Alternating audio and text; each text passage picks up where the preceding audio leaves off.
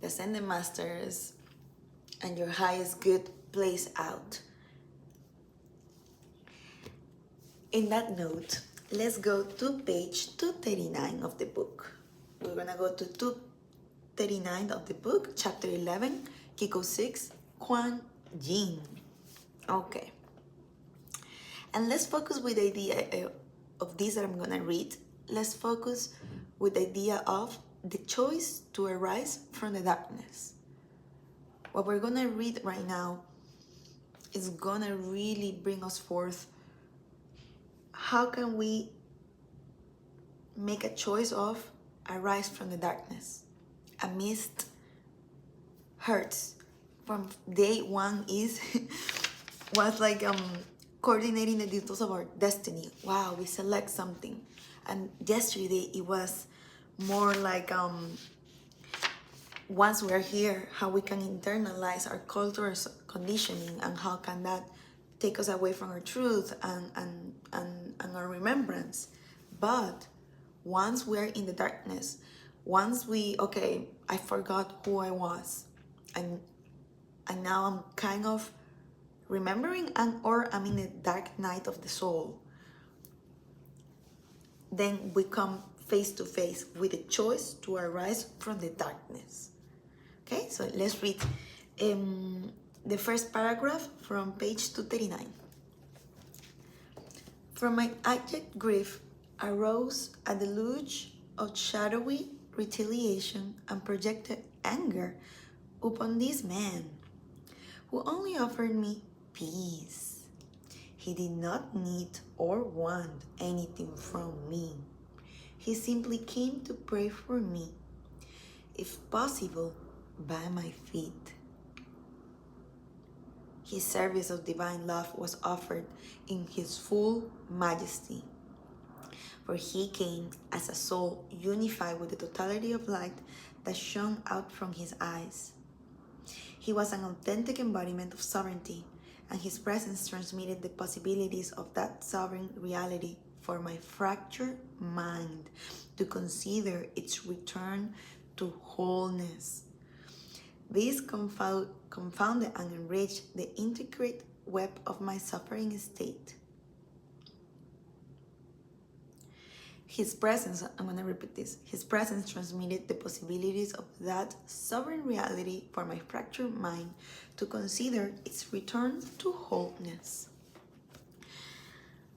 And as Quan Yin says and shares, from my abject grief arose a deluge of shadowy retaliation and projected anger upon this man, who only offered me peace. And then what I understand here, in my own understanding, we have forgotten who we are, and we find ourselves lost in darkness, in pain, in trauma. And then we kind of start seeing a new reality in front of us, a glimpse of light from the embodiment of another person, or a teaching being given to us, an opportunity. Come to therapy, come to the retreat, come to this experience where a higher perspective can be introduced to us. And then it comes down to what I mentioned, the choice to arise from the darkness. Further, once we say yes to the retreat, once we start this healing journey, the choice to arise from the darkness becomes even greater. Because even when we're doing shadow work, even when we're doing healing, strong healing in the deepness of our bones,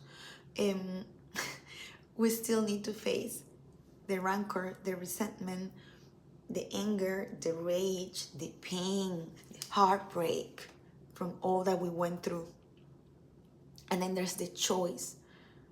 The author of Women Who Run with the Wolves couldn't say it better. One of the most important choices of a woman is to choose to not be bitter by life, by what happened.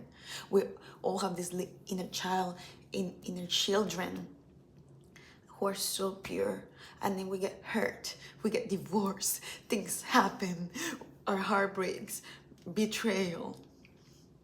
And then Even when we go into healing, we can remain in the darkness of what happened.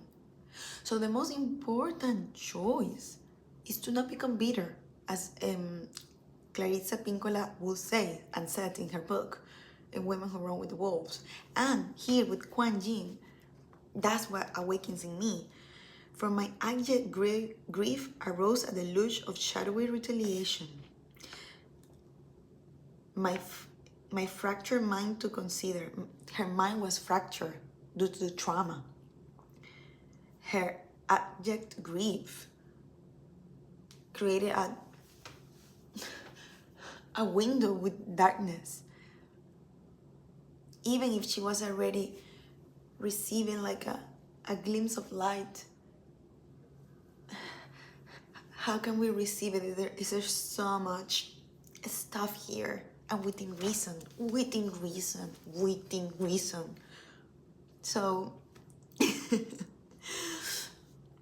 and then once the healing begins,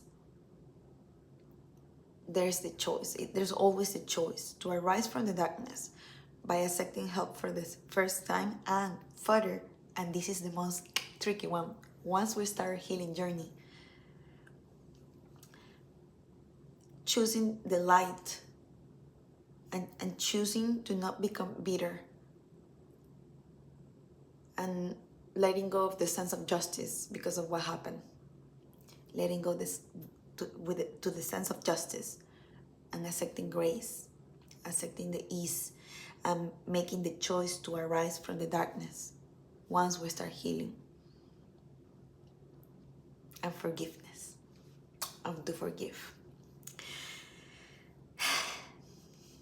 See you tomorrow, and remember, understanding this choice, light, darkness, in every day of your life, calling in Quan Yin, Amane Padme Hum, Amane Padme Hum, picking up a copy of the Sophia Code, enrolling for a Sophia Circle journey, meditating, praying, going into nature. Those are beautiful ways and pathways to make it easier for the choice to arise from the darkness, to eat into your true nature, light.